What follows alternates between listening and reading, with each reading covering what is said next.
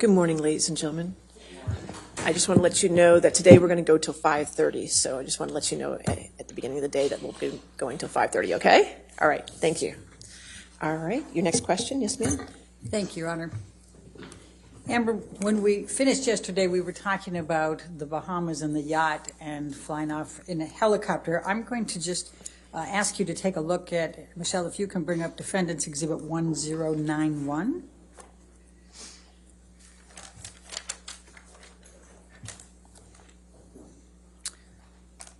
I think that's 1090.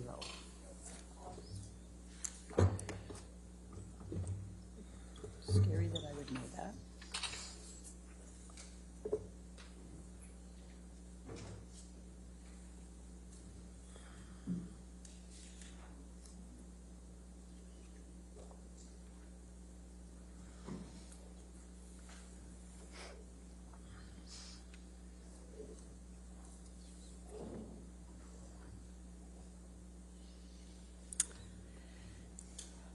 Do you recognize this picture? Yes, that looks like the picture I took of Johnny in July, around July 2013. Okay, and why did you take this picture? Because at the time, I was already sensitive. I'd been in a relationship with Johnny for over a year, coming up on 2 years, and I had already noticed that there was this pattern of behavior changes with him that would make my life significantly more complicated or peaceful, difficult, or wonderful, depending on what he was using. And I only could tell what he was using because I would have to look for clues, and he would pass out and get sick and lose control of himself, and then people would pick him up and clean him up and fix it, and he wouldn't either remember, or he would deny it, or he would accuse me of saying that this had happened when it didn't, and there was no one to back me up. There was just his employees and everyone who had been taking care of him, versus my word. And so I started to take pictures to say, look, this is happening.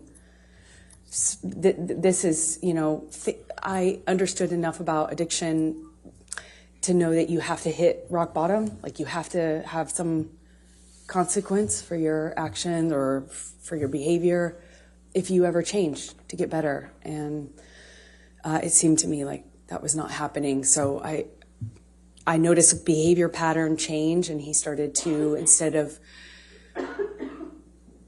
fits of rage, he started to pass out a lot and fall asleep and kind of fall asleep mid-conversation. And it was just a pattern change. So I started to pick up on the clues so I could figure out what I was dealing with. Your Honor, I'd like to move the admission of Exhibit 1091.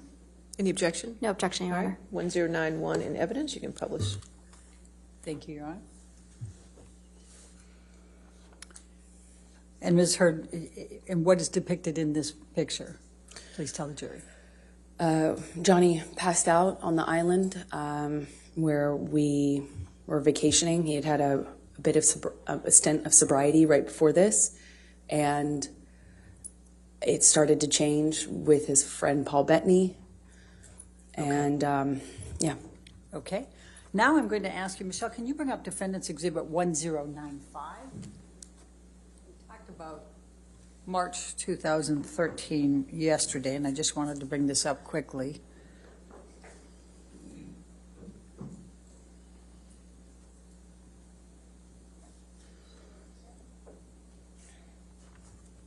Do you recognize this picture? Yes, that was taken. Before you go further, did you take this picture? Yes, I did. Your Honor, I'd like to move the admission of Defendants 1095. No objection, Your Honor. All right, 1095 in evidence, you can publish. Okay, thank you. Okay, now, Amber, will you please tell the jury why you took this and when you took this? This was after a several-day bender, a binge of Johnny's. The 22nd of March, which we talked about yesterday, about he tried to burn a painting.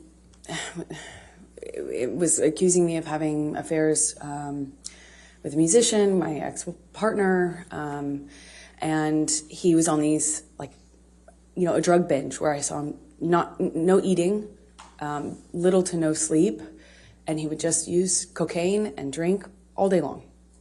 Okay. And that would go for a period of time, and then a major blowout, and then he'd get sick and pass out, and then feel really awful, and often, including this time, would start a period of sobriety after that.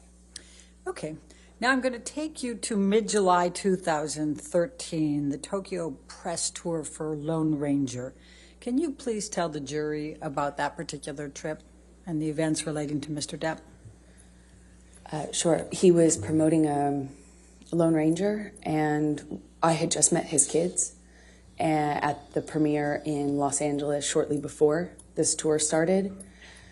They found out about me. Amber, I'm going to just ask you not to go through that. Sure. Just take us to Tokyo, please. Okay? So I believe we went from that stop to Tokyo with the kids, and he had difficulty with drinking in front of them. He was trying to hide it, and yet he was dealing with some stress around his career. I didn't have a lot of details, but he was drinking at the restaurant, and the kids were kind of, you know, noticing, but not really sure what to make of it. Objection calls for speculation and hearsay. She didn't say what they said. I'll sustain us to the last Okay. part of the answer. Okay, please continue, but don't say what they said. Okay, the kids said. Anyway, Johnny became upset with me for judging him. He was, you know, it was like I couldn't win if I didn't do anything, if I didn't say anything to him about the drinking, if I didn't acknowledge it, it got worse. If I did acknowledge it, it was my fault and I was nagging. And I get it, you know, I wouldn't like to be told what to do either, so. But it made him really angry, and the kids were on this press tour, and I was just concerned about them. I was concerned about them hearing us. Johnny screamed at me in the hotel room, and all I could think were the kids were in an adjoining room. What if they could hear us? You know, I had just met them, and I didn't want them to think poorly of me and hate me, not knowing what was going on, you know, in our behind closed doors. I remember him. It was name calling, and he eventually passed out. Do you recall what names he called you? Do you recall what he said? I heard at this time nagging bitch all the time. Called me a cunt. He even said that he made a mistake with me, and that he didn't want to. That when we touched back down, he'd get rid of me, and I'd go back to. He said some disgusting things to me. I don't know if I need to repeat it. Okay, let's go. Michelle, can you bring up Defendant's Exhibit 1090? You indicated, I think, that he passed out at the end of that. Did you take this picture? I did. Okay. Your Honor, I'd like to move the admission of Defendant's Exhibit 1090. No objection, Your Honor. Thank you. 1090 in evidence. You can publish. Thank you. And where was Mr. Depp when you took this picture?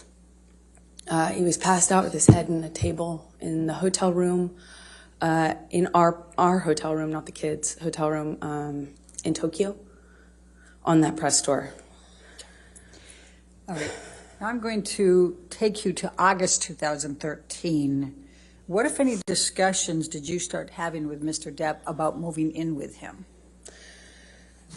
Well,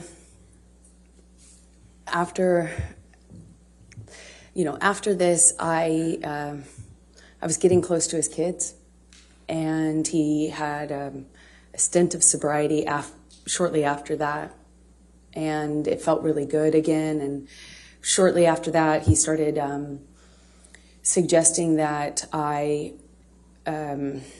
let him rent my apartment for the vultures. That's what he called the press.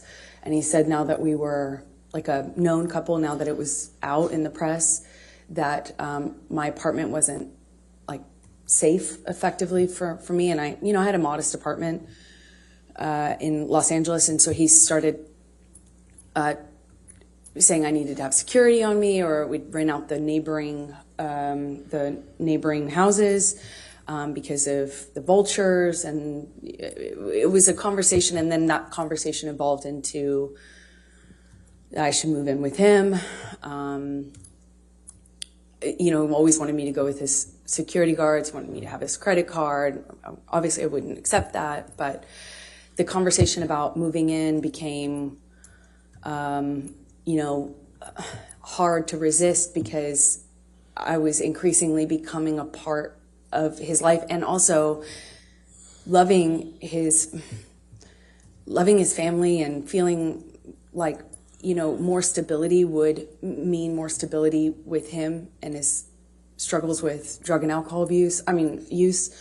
And I thought I would minimize some of the jealousy and insecurity that he had. It was hard for me to justify working. Every audition, every meeting, every script I got was a negotiation or a fight. I had to justify it like as if I was saying, hey, let's have an open relationship. It was, and I thought that would be minimized if I could make him feel more secure. By, if we live together, certainly there would be more security, right? And that was my reasoning.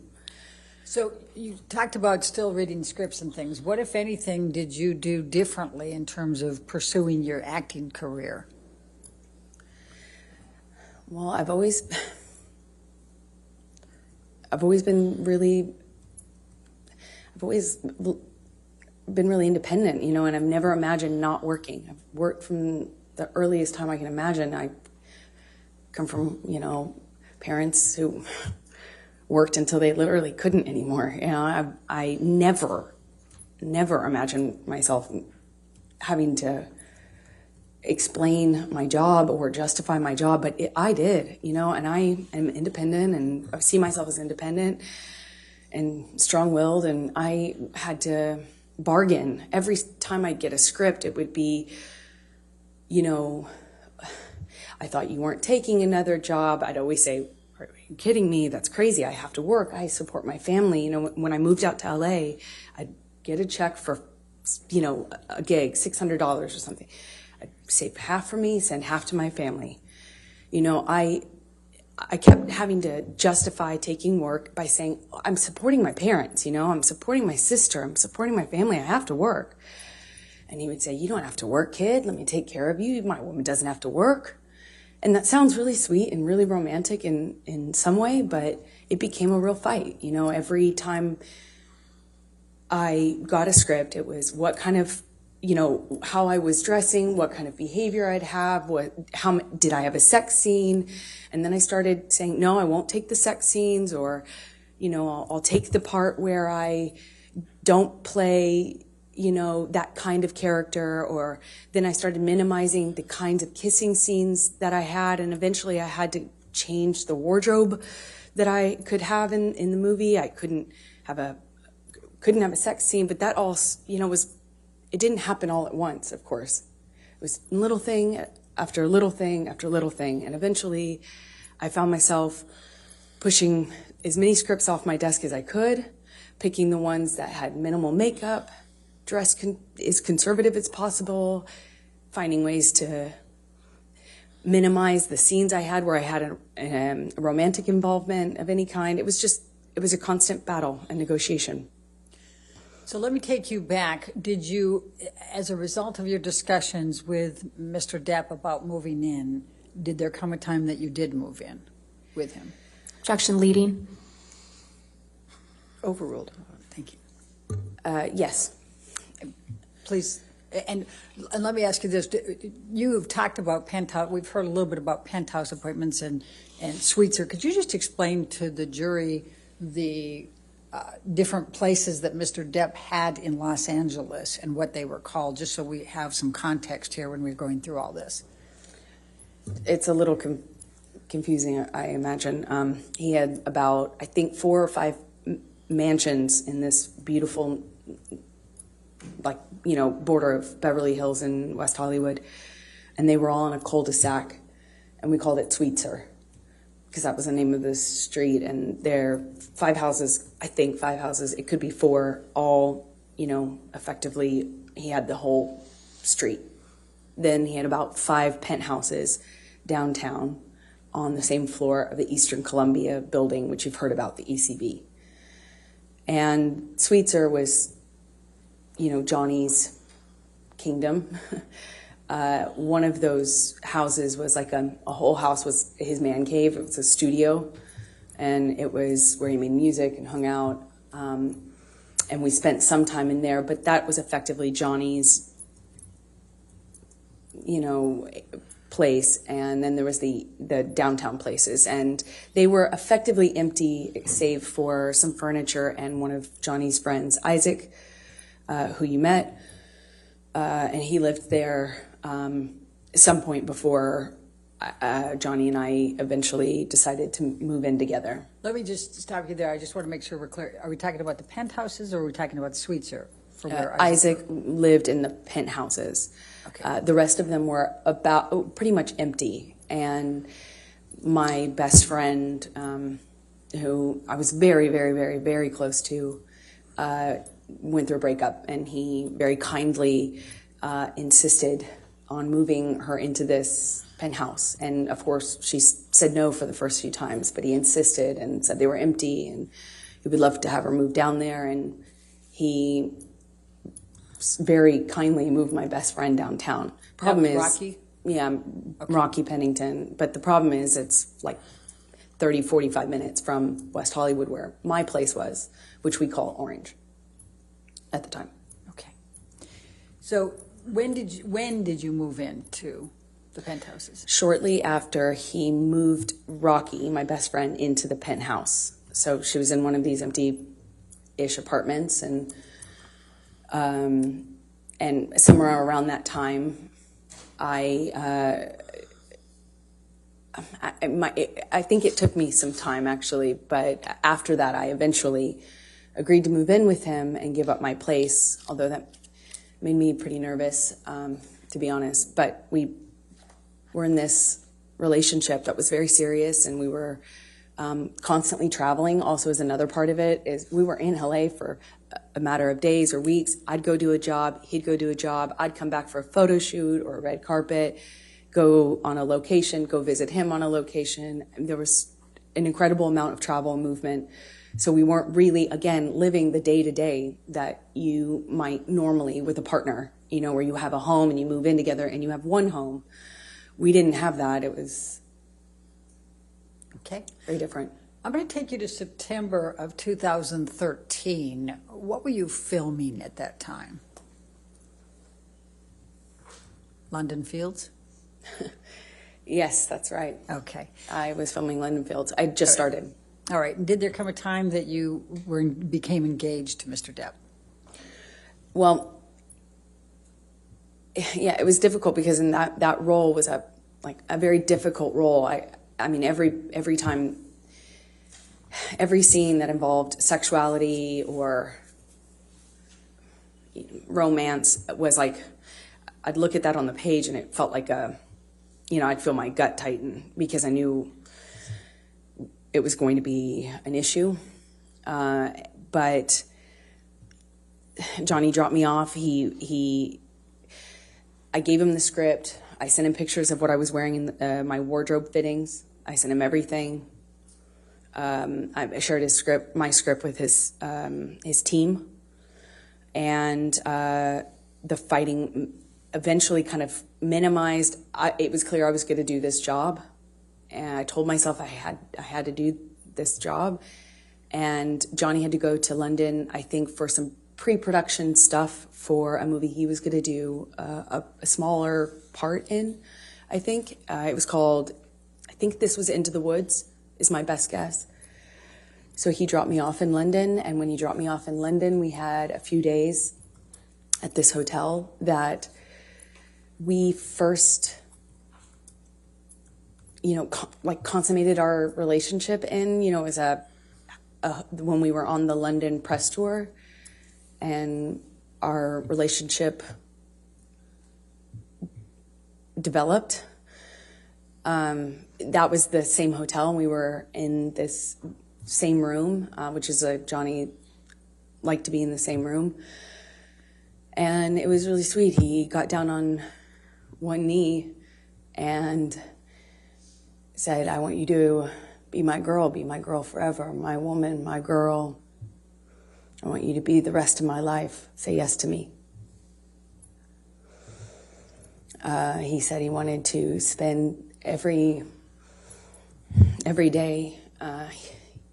He promised me that every day when I woke up, that I would wake up and he would make me smile at least once.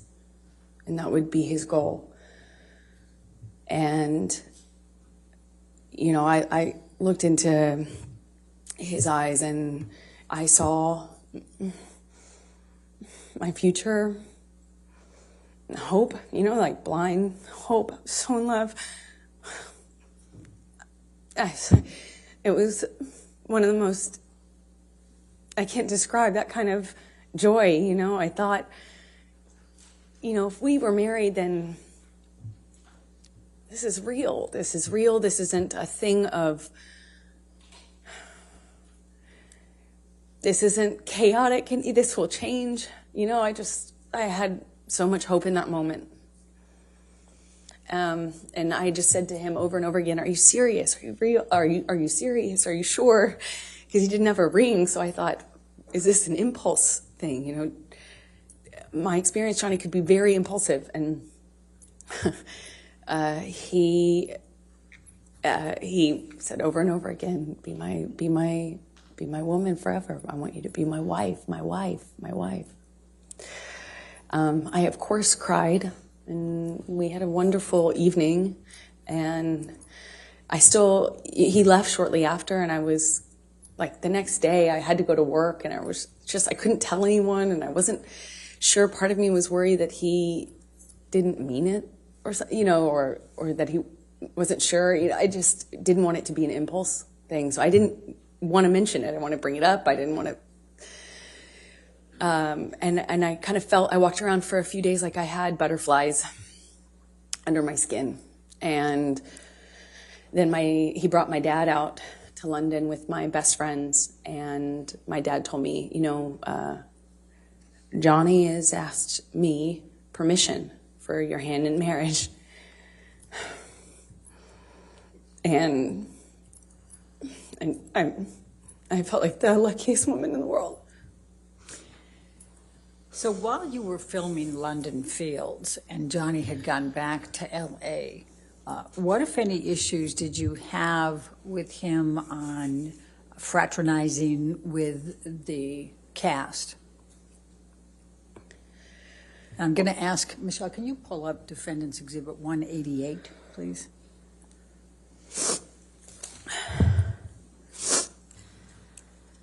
Your Honor, I'm going to object on hearsay. Your Honor, I'm going to, let's pull up 188A. I've redacted everything but what Mr. Depp says.